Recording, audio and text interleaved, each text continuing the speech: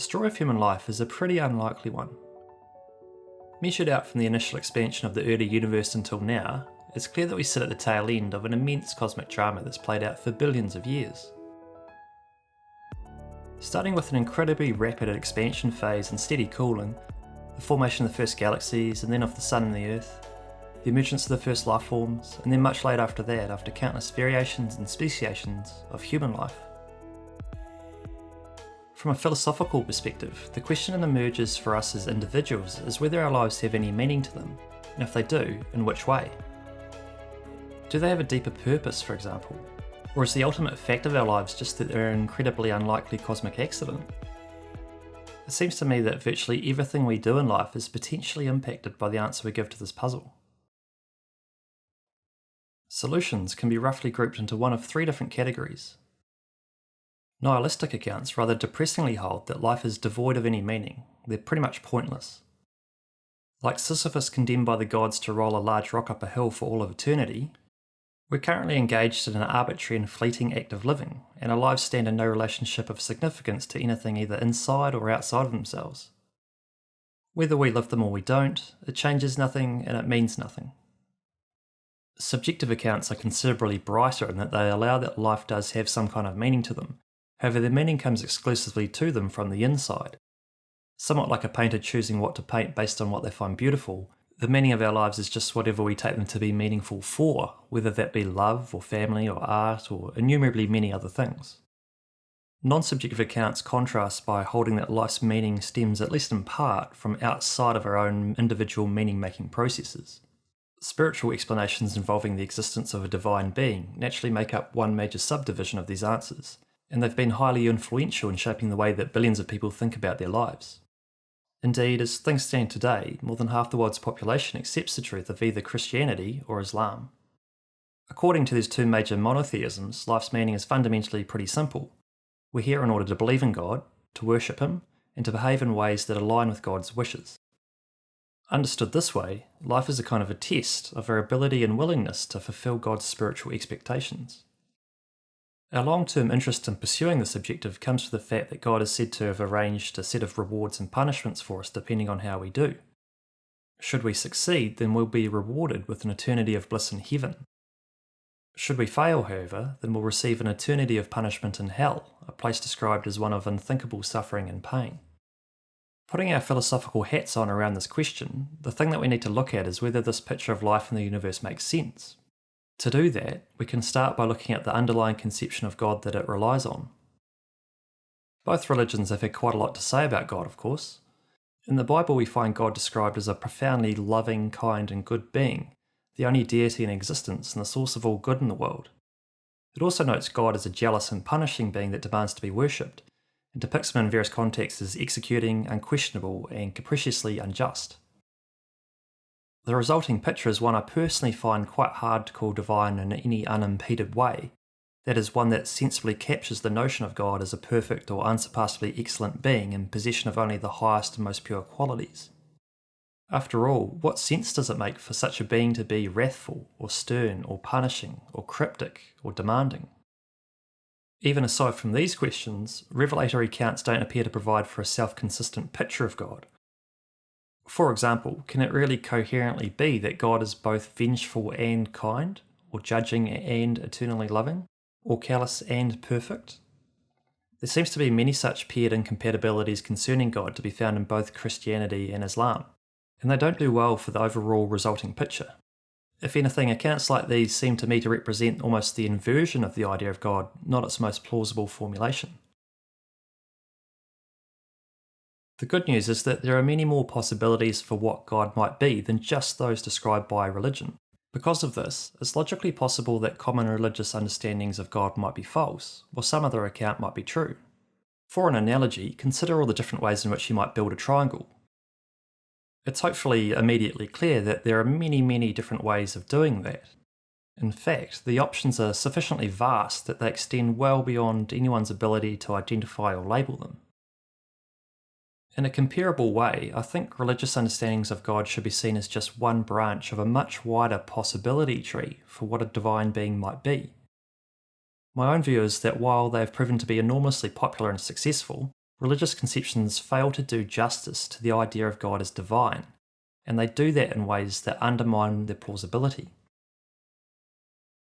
But if religious explanations of life aren't the answer, how can we think better about this question? Where should we look for a more plausible spiritual account, if indeed any such thing as that is possible? To give a really rough outline or sketch of one option, consider the idea that life performs the function of an epistemic catalyst. Epistemic is a well-known word to philosophers, and it's basically just a fancy way of indicating a relationship to knowledge or knowing. The study of epistemology, for example, looks at questions like what is knowledge and what is truth, and what is needed in order for a belief to be justified. Catalyst, on the other hand, is a word that's very well known to chemists, and it refers to something that speeds up the rate of a chemical reaction by lowering the energy requirements for the reaction to happen. Catalysts aren't used up in the reaction, but their presence allows the reaction to happen more easily, and so you get what you're after more quickly.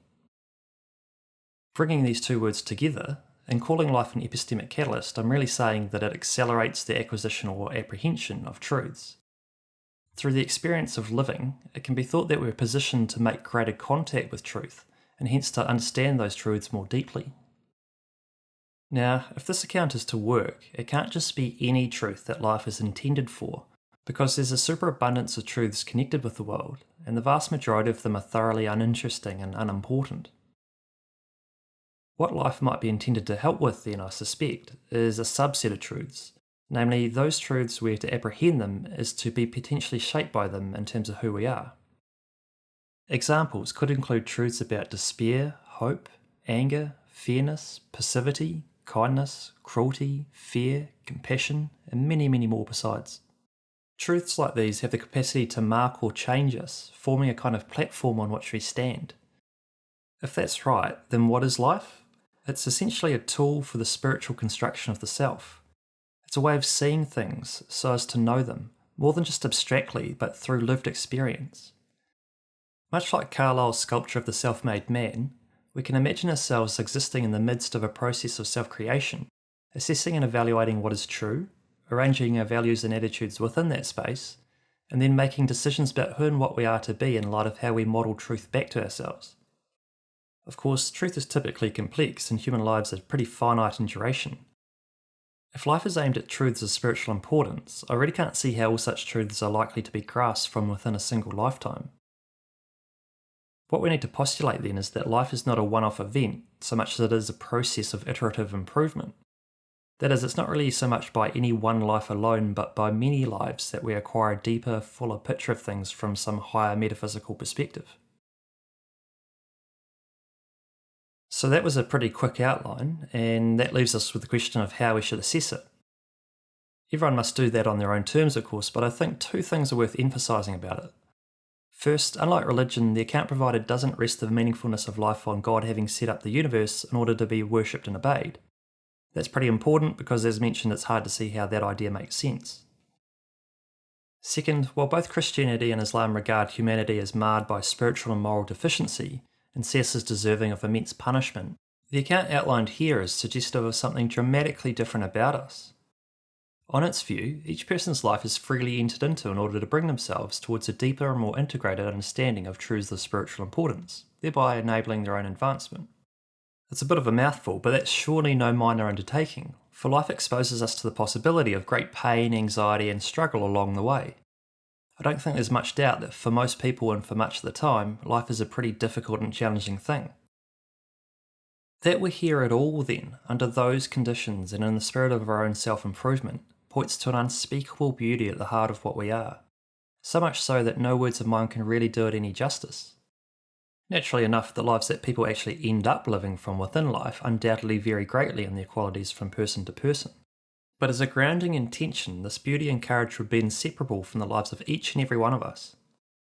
Of course, having a pleasing and complementary theory of life doesn't mean that it's true.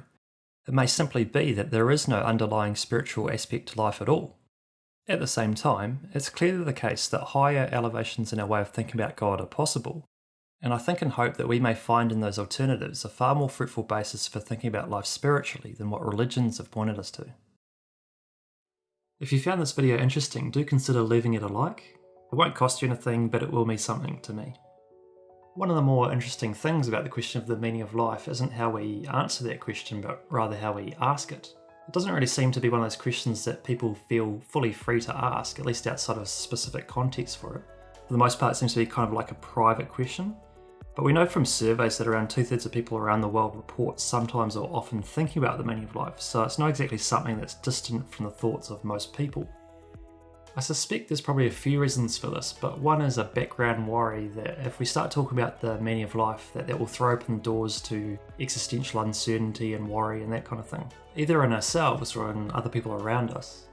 For me though, it's always just been this really fascinating question. Like if you're going to spend time thinking about anything at all, why not think about this question? The 19th century German philosopher Arthur Schopenhauer seems to have found himself in the same boat as me. After heading away and choosing to study philosophy at university rather than something more useful like medicine or law, his mother asked another person to try and convince Schopenhauer that, a different direction in life was preferable. He responded by saying that life is a difficult question and I've chosen to spend my life in thinking about it. Unfortunately, he ended up arriving at a pretty bleak view of existence, where basically desire leads to suffering, God doesn't exist, death marks our permanent annihilation. Unlike animals, we're smart enough to know that death is coming and there's nothing that we can do to escape it. Schopenhauer couldn't see how life was meaningful from within those conditions and ended up concluding that life is a painful and pointless exercise. He looked at life so poorly, in fact, that he imagined that if there were in fact things like souls, that life could only be a kind of a prison for them. It was all pretty dark stuff, but for me it's not hugely dissimilar in bleakness to what religions have imagined. It's just that religions do accept the existence of God and Schopenhauer didn't. The good news is that there are brighter possibilities out there that are worthy of consideration, at the very least simply because they're interesting in their own right, but maybe at most because they could conceivably be true. Of course, whether any of them actually are true is a whole different matter and something definitely not for this video. Thanks for watching, thanks for listening, and leave a comment if you have one.